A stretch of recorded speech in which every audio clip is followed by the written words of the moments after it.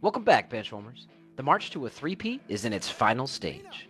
Reed, Mahomes, and Kelsey are looking to make history. Standing in their way is a familiar opponent from Super Bowl 57. Will Chiefs Kingdom continue to reign, or are we watching the end of a dynasty? Party time in Nolans.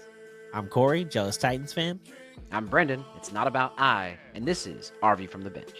Before we get started, if you're not already, don't forget to subscribe to the channel and hit that notification bell so you never miss any one of the new episodes. Also, if you like what you see or hear, please don't forget to smash that like button. Smash it for us, come on. It's free. It's free for you. It's free for us. Helps out the channel a lot more than you probably think. Hell yeah. Chiefs! Well, bro. I know who you're rooting for. Yeah, I mean, to be honest with you, actually, many of you know if you watch, I'm just rooting against Buffalo. So now that they're cleared out of the way, while of course I am rooting for the Chiefs, I won't be upset if the Eagles win because I truly do like Saquon. I think he's a great talent. He seems like a really nice guy. And I really, really like Jalen Hurts. Liked him since Alabama. So I wouldn't be too upset. I see you're wearing your green today. Yeah, is that what I'm wearing? I never know. I know you can't see it, but that's what color it is. Yeah, well, we talked about before. I lost a bet to my grandma for both Ohio State's games to semifinal and the final. So I'm $40 down. So now we're double or nothing again on this Super Bowl. So she's a Chiefs fan. So I'm kind of rooting for the Eagles from my pocket, but we'll talk about what I actually think or feel is going to actually happen. Yep. So we're gonna kind of run this similar to how we did with the Eagles one. We're gonna just kind of give a bunch of reasons and a little bit of why we think the Chiefs are going to take this one. If you haven't seen it already, you can go check out the Eagles one for the Eagles fans on there. Again, we think this is actually going to be a really good game, similar to the one it was just 2 years ago as referenced in the beginning. 38-35 final is damn near as good as it can get. So let's hope for a good one like last time. That's all I'm saying. Yes, exactly. Yeah, honestly, it was a good. I mean, I was definitely not rooting for the Niners, so if they wouldn't have won, I wouldn't have been as happy. But either way. Well, let's break into this then, my friend. Let's start with this then. Give me some stuff about what it is that would help them win. What is it that's going to really give them an edge? Well, their defense has to be good. Their defense has been, good all year, but nothing great like the Eagles, like we talked about last episode, how the defense is just stacked. Scary. Yeah. Okay, it's not, like I said, it's not anything to write home about, but it's not terrible. But if their defense can show up in the timely manner as it has a lot this season, again, they've won a lot of close games by one score games, or they haven't scored a lot of points this season. So if the defense can do their job and slow down Saquon just a little bit, they don't have to make him, run for nothing. But if they can keep him more to normal averages and not getting 60-yard touchdown runs, they might actually have a chance in this game. I literally couldn't agree more because when we looked at it, we were trying to find some statistics that might lead Kansas City's way, something in the numbers that would show, you know what, dude, this team's got a chance. And there's not a lot, I'll be honest with you. Pretty much everything says the Eagles should take this one. But it's going to be Patrick Magic and that defensive toughness you mentioned. The Chiefs have to try and limit Saquon. I mean, he can eclipse the 100-yard mark. It's going to be hard to stop him from doing that. I think he's done it only in 3 games this season, and I think it was on purpose, right? Maybe they sat because they were up so big. It's just if he wants it, he's getting it.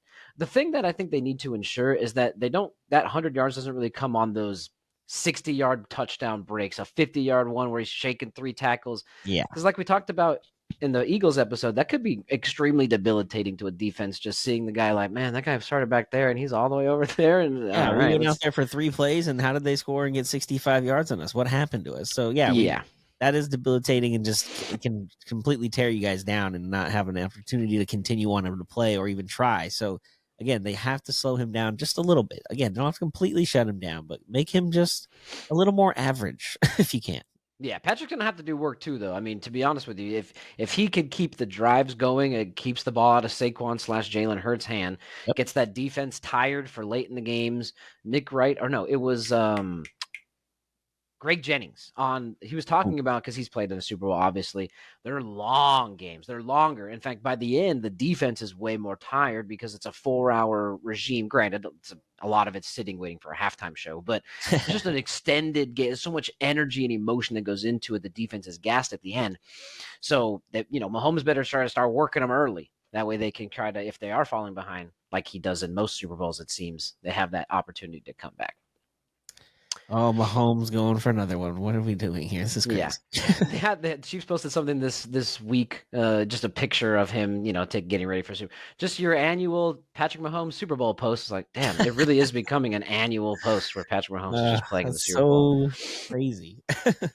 Yeah, you mentioned the defense. I want to kind of get a little bit of. They're not great, right? They were ranked ninth overall, so it's top 10. But with the Eagles being first overall, you don't have an edge in that category.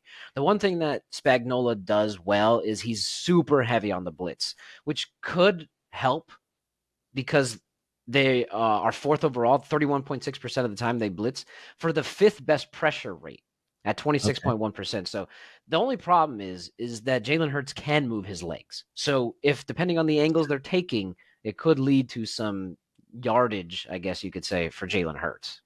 Yeah, and Andy Reid being obviously the head coach, when he has a bye week, in a sense, that's what we're doing here. Yeah. His record is very good. So it's not like sitting around and they're wasting time. They're going to have some stuff that we've obviously probably never seen this whole season, and is going to come out this weekend, or well, a weekend from now. Yeah. Yes, I get what you mean. The defense is decent, trying to combat that Saquon thing. They're fifth in yards per carry, 4.1 yards per carry, which is good, but technically yields a first down if you give it to Saquon 3 times in a row. So it still isn't good enough. And they allow the fifth most points. So as Corey, you talked Yeah, about, really the thing that they are is they are they win the margins. They win that close game, right? 17 straight games of one score wins. That's that's insane. nuts. That's all. I mean, NFL record.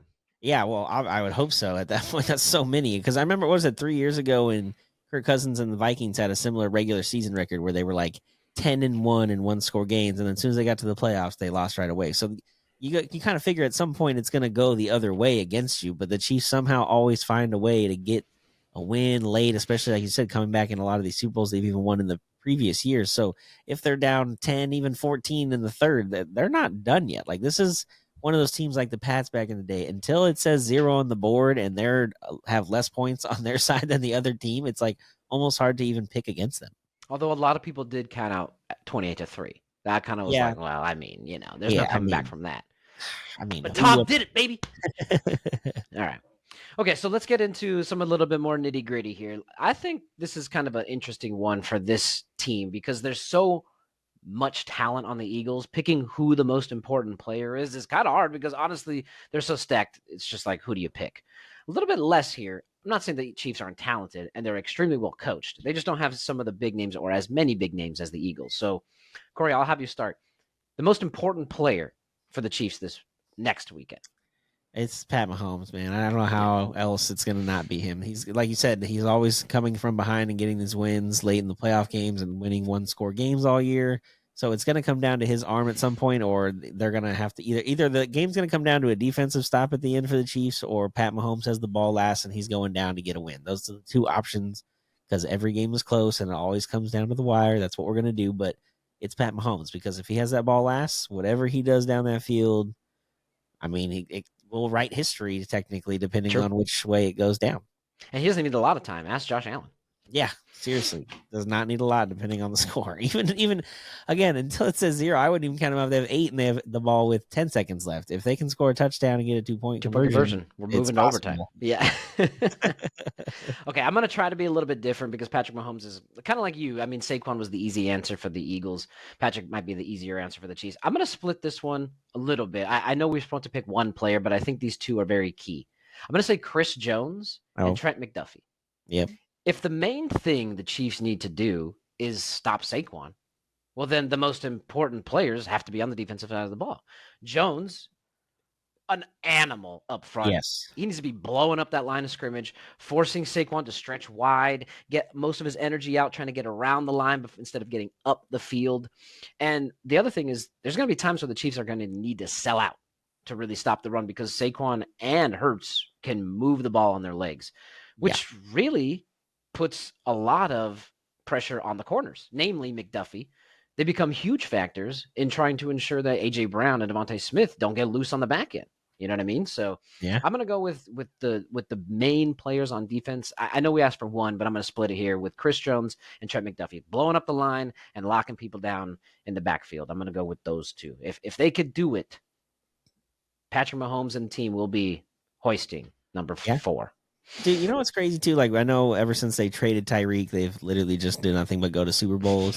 And then they traded that guy to the Titans. You know, I can't even remember the guy whose name now from last year, the cornerback. And I was all excited as a Titan fan, and here they Jarius are Sneed. losing. There you go. And they're still getting in the Super Bowl again. Like it doesn't matter. It's just a system that just keeps on going, man. It's crazy. Yeah, very true. Couldn't be wrong. I couldn't agree more is what I meant to say. Okay, before we get into the last question about like why are they going to do it, let's kind of go over a couple of notes that I have here, kind of talking about what this matchup is. So there's two main things that I kind of want to discuss here. The first is just having to do with the Eagles. I know this is a Chiefs one, but this is pro Chiefs, but an Eagles stat. The Eagles are a total of 5-3 with Jalen Hurts while playing in the playoffs. They're 5-0 and 0-3 when he throws for more than 250 yards. So if he throws for less, they always win. If this becomes a passing game, and including the Super Bowl that they lost to the Chiefs, and he threw for more than 250 yards, and he has to throw the ball, it basically seems like they lose. It's a crazy stat, but he needs to run, Which like we've been again saying. makes to your point why Chris Jones is a very important player in this game, because if he's able to get behind that line quickly and make Jalen Hurts have to throw it quickly and they don't have time to run the ball or do anything else, then it's going to get to a point where Jalen's going to have to throw everything, and it gets kind of right into the favor of what the Chiefs are looking for. Agree. The last one is actually kind of a fun one. Not as fun if you're an Eagles fan. Sorry, Art. But a matchup. I mean, a rematch. Sorry, this is a matchup. Duh. A rematch in Super Bowls. It's happened before. Doesn't happen very often. And we're not talking about just teams in general. I want to focus on, like, we kind of just played that team. This is almost the same Eagles team that the Chiefs played in the Super Bowl just 2 years ago. How many other instances in NFL history have had something like this? Well, I'll tell you, Corey, and it's 4. There's 4 other times in NFL history where a more centralized team, not the general broad team of, let's just say, Rams Patriots, like they played in Kurt Warner in St. Louis, and then they played when they were all the way out in LA. We're not talking about that one. Obviously, there's just completely different teams, different coaches, different cities. Yeah. I'm talking about like in a small period of time. So the first one was in the 70s. The Steelers had beat the Cowboys, I believe, in 75, 78, and then again later in the 80s. But the 75, 78 window, back to back, Steelers won both. The next one, 90s Cowboys against those Bills that just got kicked out by the Chiefs. Everybody knows this one. Bills go to 4 straight. In the middle of that is the Cowboys repeat, 92 and 93. Man, that sucks. Yeah. It's wide left. It's literally like the Utah Jazz and the Bulls, like back to back, same thing and the same result. Moving on. That's good. That's a good comparison. Okay, but let's keep it with football. There's 2 more. The second one, or the third, sorry, is Brady, and this one actually hurts me, against Eli. Unfortunately, the Giants got the best of Brady both times. Is actually he has 3 Super Bowl losses, but 2 of them came to freaking Eli Manning. Yep. And the last one is actually this current Chiefs team against the Niners. They had beat them in 2019 in Miami, and then they just beat them last year as well. So the good news for Chiefs fans is that every single time teams rematch within a small time frame, the previous winner wins again. So just a little bit of tidbit information there for you. That also goes into the bye week theory with Andy Reid. Just saying, like having that extra week in time. Very true. Really beneficial. All right, Corey. So let's boil it down here. I have one more stat at the end here, but give it to me. Why are the Chiefs winning the Super Bowl? Well, when I first started thinking about this, I was like, all right, Chiefs will probably win. And then we looked like we talked about, we looked into the numbers, and all the numbers say that the Chiefs shouldn't win. They're just kind of average in most numbers. It's, again, a lot of timely wins at the end of that blocked field goal against Denver for one. Like, there's just a lot of weird games at the end, and people talk about the penalties, I guess, too, as well as a thing. But regardless, I'll talk about that in a sec. It's hard for me, again, to go against Mahomes and the Chiefs. Like, it's like Brady back in the day. They just, every time they go out there, I expect them to win. And until I see them actually lose and it says zeros on the clock and they're not the one hoisting the trophy, I just can't go against them. It's just hard for me to fathom that they're not going to find a way to win. I don't expect this game to be super high scoring because if the Eagles are going to score 35 to 40 points, they're going to win this game. There's no doubt in my mind. But if the Chiefs can keep it to 20 to 25 each and they can hang tight and hang close at the end, they'll get a game winning field goal or ending game winning drive by, again, Pat Mahomes, who'll get his other Super Bowl MVP. And we'll be sitting here having the first 3P conversation in the NFL. I'm hoping that's what's going to happen. But again, my wallet is hoping for the Eagles. Okay, well, the Chiefs, honestly, they're winning this because they have everything they need to and more. They really have I hate this term, but I can't think of anything right now. Just the vibe. Mm. They have the it factor, right? They obviously have the best quarterback in the game. They have the best coach in this game. They have one of the top D coordinators right now, honestly, if not of all time. This Yep. team is literally history in the making. They have some of the best players of all time at key positions, the Chris Jones, the Chris Jones, the Travis Kelce's, Trent McDuffie's, the key lockdown positions. They have extreme talent, but other than that, it's just a bunch of just dudes going out there and getting it. So if they can cap the season off with a Super Bowl victory, they should go down as the greatest dynasty of all time. And I Yep. think they have a really good chance to do it, not necessarily by the numbers, but just by the grit that they have and the grit that they play with. Again, that's 17 straight games of winning one score games is really hard to match, and it's hard to do. You mentioned it. The Vikings did it. What was it, last year or 2 years ago? They Oh, lost immediately to the mhm. Giants, bro. So, and they didn't lose by one score either. I'm pretty sure it was more No. than one. So it's definitely possible, but the Chiefs are just have to kind of have all hands on deck like they have been all year, and make it that team effort. It's not about for sure. Yeah, and not only that, like you talk about, if they win this is three in a row, and it's the a dynasty, which is great. But it'll also be 4 in 6 years that they've won, having been to 5 of those Super Bowls. Like 5 and 6 year appearances with having won 4 of them is just astronomical to think about. So I like the history of all this stuff too. So if that's what's going to happen, I'm down to see it happen myself with my own eyes in my lifetime. Right? But man, who would have thought we'd be even having this conversation? Like when the season started, we all like, oh, it'd be cool if they did, and then they kept winning. You're like, damn, they're gonna do it, and then here they are in the Super Bowl with a chance to actually win 3 in a row. I'm not gonna lie. I think if I remember correctly, and it's a long time, I have to go back. I'm pretty sure our first football episode of this season, I said incoming 3P or something about the 3P, rooting for a 3P, cheering for a 3. I'm pretty sure I said that, and here we are by the end of the season, still talking about it. So It's it's crazy. definitely a possibility. It's gonna be a fun game to watch for sure. Before we get out of here, though, let's talk about penalties. I want to talk about it because the numbers are staggering when you look at the information that's out on the interwebs talking about penalties. The Chiefs get every single call all the time. Every call all the time. Ha, not. Looked it up. Chiefs on offense. They do have not a lot of calls called towards them. I'll give it to you.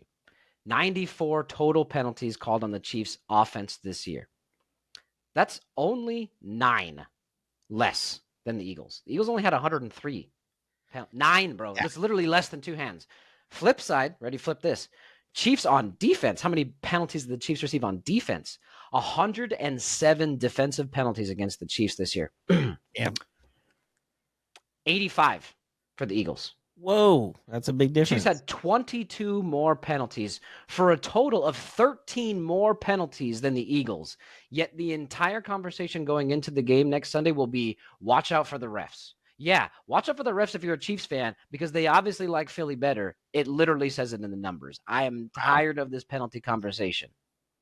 Yeah, well, it's Done. a conversation, unfortunately, that's going to be continued to have until we actually play this game. But let's hope it's not a conversation after the game. Let's hope we go into Yes. this game. There's very few calls, or there's very obvious calls that are called, and nothing goes, oh my God, or is it fixed, or any of those kind of conspiracy theories. Let's just hope for a good game and hope we get a good outcome at the end. I just want a close, good game. I don't really care who wins as far as, again, I want the Chiefs to win for history. I want the Eagles to win for my wallet, but at the end of the day, it's not the Titans, so I really don't care. True. True. It's not the Lakers. I mean, yeah, we suck for sure. Well, that's it, buddy. Chiefs going in to Super Bowl 59. as 1-point favorites. This Hey, is a close game. They were actually heavier underdogs last year against I think it was 2.5 points against the Niners. So wow. yeah, Vegas loves San Fran. I don't know why. It is what it is. But they're Let us know in the underdogs. comments below, though, who you've got. The Chiefs winning this one again. Are they capping this three-peat off? Or are you singing Fly Eagles Fly as our last episode talked about? Let us know in the comments here on YouTube or on Instagram and Twitter at RVUFTB. Appreciate everybody stopping by. Thank you as always for seeing things from our view from the bench. I'm Brendan. I'm Corey. Like we always say, enjoy the sports until we talk again. Peace. Go Chiefs! Chiefs Kingdom! Let's go.